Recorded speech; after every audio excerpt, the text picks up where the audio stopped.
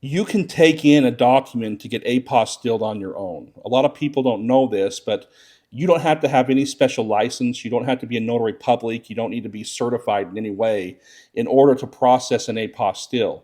You can do it on your own. In fact, when I go to the Secretary of State here in downtown Los Angeles, a lot of times it's people doing their own apostilles.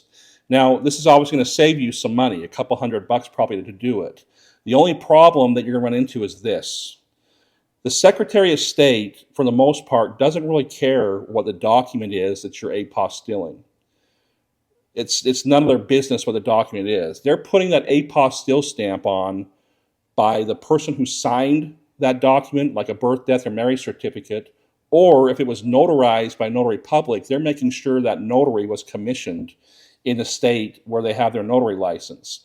That's all they're doing at the Secretary of State. They're not apostilling that document per se. They're apostilling the signature on that document, whether it be a government official or whether it be a notary public.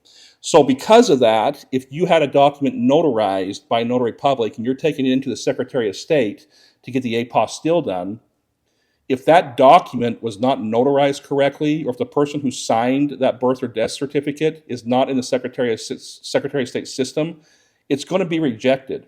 And if it's rejected, you're going to have to go back to a notary or back to the county clerk, whatever it is, to get that document re-signed correctly.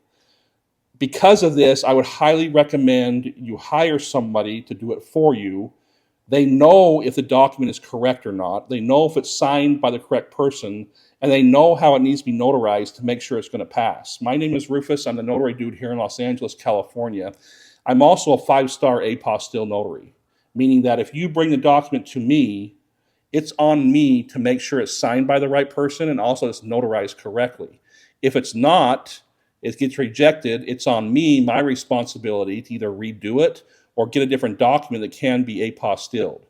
While you may pay a little bit extra for the service and knowing it's going to be done correctly, a lot of times it's worth it. Because if you have to travel a couple hours to go to the Secretary of State, submit that document for apostille, and it's rejected, that's going to be a lot of time that you weren't counting for, and you're going to have to go do it again. So if you have a document that needs to be notarized or notarized and apostilled, you need to call me. Notary dude here in Los Angeles, California. My contact phone number is below. I don't care what state you're in. I don't care what country is requesting the apostille.